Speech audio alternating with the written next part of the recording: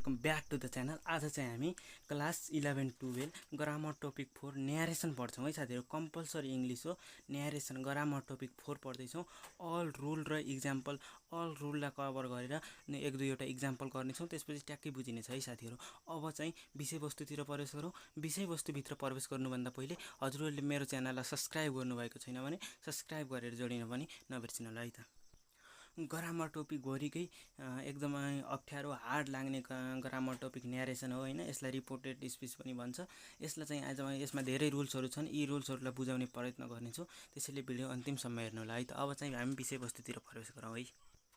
अब एक नम्बरमा भनेको छ रिपोर्टिङ भर्ब चेन्ज भनेको छ। रिपोर्टिङ भर्ब के हो त भन्दा हि स्याइड, यो स्याइड के हो त भन्दा रिपोर्टिङ भर्ब हो। हि सी स्याइड टु, स्याइड टु के हो त हाम्रो रिपोर्टिङ भर्ब हो। यसमा पनि स्याइड टु के हो त रिपोर्टिङ भर्ब हो है साथीहरू। यदि सिम्पल सेन्टेन्स भनेको के हो, सिम्पल सेन्टेन्स भनेको हाम्रो सब्जेक्ट भर्ब अब्जेक्टको फर्ममा रहेको सेन्टेन्स हो।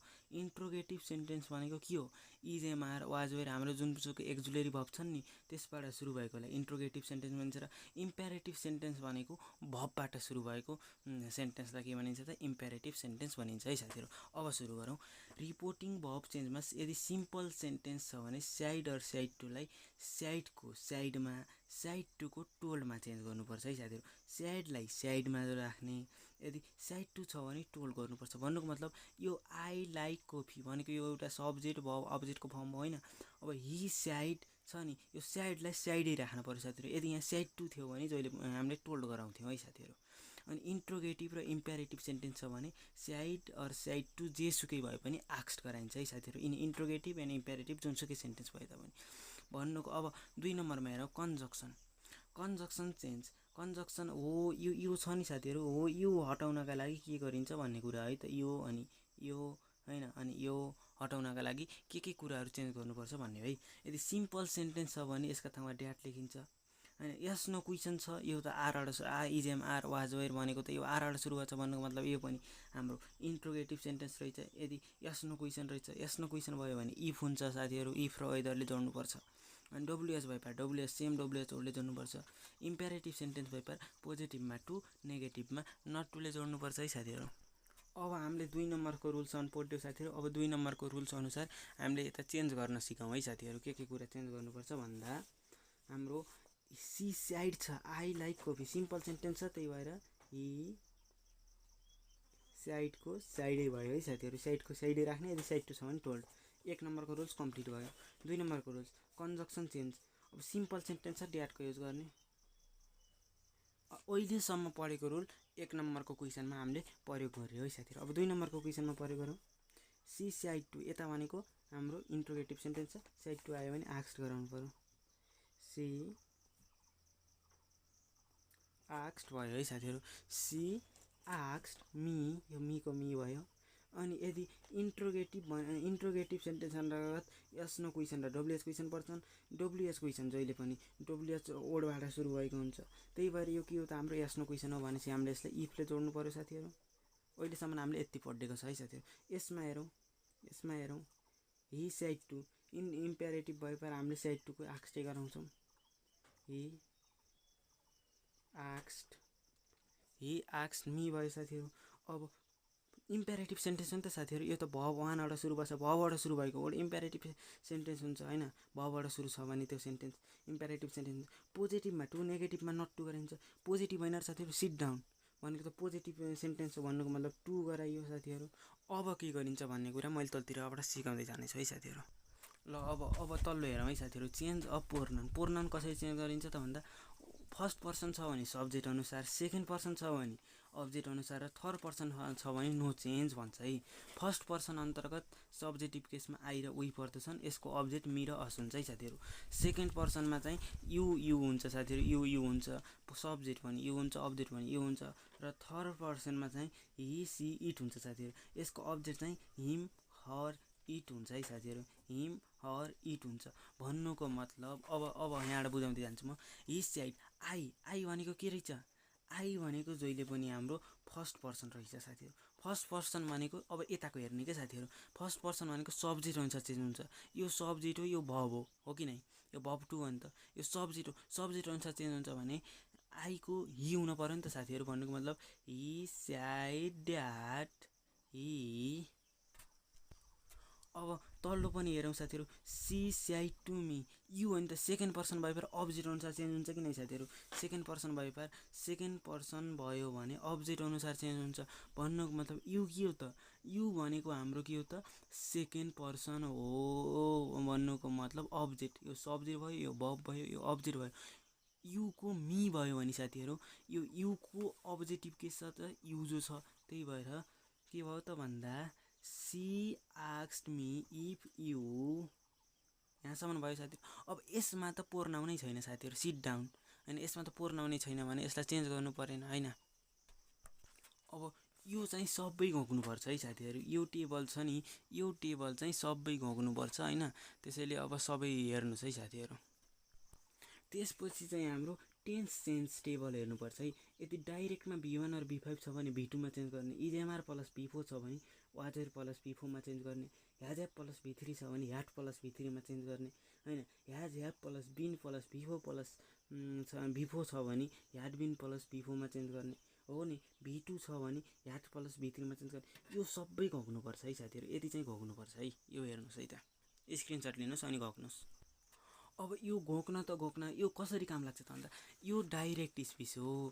यसलाई इन्डाइरेक्ट गराउँदा हामीले के गर्नुपर्छ त भन्दा आई लाइक कफी। लाइक के हो त, लाइक भनेको V1 हो। यदि V1 यो डाइरेक्टमा V1 छ भने, V1 र V5 छ भने यता V2 मा चेन्ज गर्नुपर्छ। भन्नुको मतलब he sad that he like गराउनु पर्यो, V2 मा चेन्ज गर्नु पर्यो। अनि यो कफीको कफी सारिदिने है साथीहरू। तल्लो हेरौँ, she said to me are you writing a letter छ नि। She asked me if you, you भयो साथीहरू। अब इजेएमआर प्लस V4 छ कि नै, इजेएमआर प्लस V4 यो अगाडि भएको मात्र हो। इन्ट्रोगेटिभ सेन्टेन्समा सब्जेक्टको अगाडि के हुन्छ त एक्जुलेरी भर्ब हुन्छ। आर प्लस V4 छ, आर प्लस V4 छ भन्नुको मतलब वाजर प्लस V4 मा चेन्ज गर्नु पर्यो होइन। युसित के लाग्छ त, सरी है साथीहरू, यहाँ एउटा कुरा मिस्टेक भएछ होइन। आर यु, यु भनेको के हो त, यु भनेको हाम्रो सेकेन्ड पर्सन हो। सेकेन्ड पर्सन छ भने अब्जेक्ट अनुसार चेन्ज गर्नुपर्छ। भन्नुको मतलब मी अनुसार चेन्ज गर्नुपर्छ।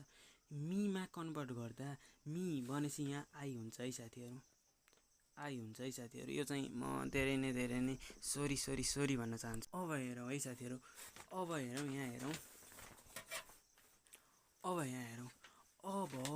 अब हाम्रो इजेएमआर प्लस V4 छ भने वाज वेयरमा चेन्ज गर्नुपर्छ। आईसित के लाग्छ त साथीहरू, आईसित जहिले पनि के लाग्छ, वाज लाग्छ। भन्नुको मतलब आई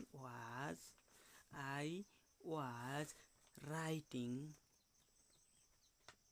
अ लेटर गराउनु पर्यो है साथीहरू। अब साथीहरू 3 नम्बरमा त न हाम्रो अब प्रोनाउन छ साथीहरू, न टेन्स चेन्ज गर्नलाई होइन। यसमा टेन्स चेन्ज गर्न भनेको छ। भन्नुको मतलब टेन्स चेन्ज गर्न पनि पर्दैन। त्यसैले यो सिट डाउन त्यही सारिदिने है साथीहरू, सिट डाउन त्यही सारिदिने है। भन्नुको मतलब भन्नु साथीहरू 1 नम्बरमा यो हेर्नु पर्यो होइन, रिपोर्टिङ भर्ब चेन्ज। 2 नम्बरमा कन्जक्सन चेन्ज हेर्नु पर्यो। 3 नम्बरमा चेन्ज अफ प्रोनाउन हेर्नु पर्यो र यो टेबल घोक्नु पर्यो। त्यसपछि हाम्रो 4 नम्बरमा यो टेन्सको टेबल हेर्नुपर्छ साथीहरू होइन। कसरी टेन्स चेन्ज हुन्छ, डाइरेक्टमा यो भएपछि इन्डाइरेक्टमा यो गराइन्छ भन्ने कुरा हो कि साथीहरू।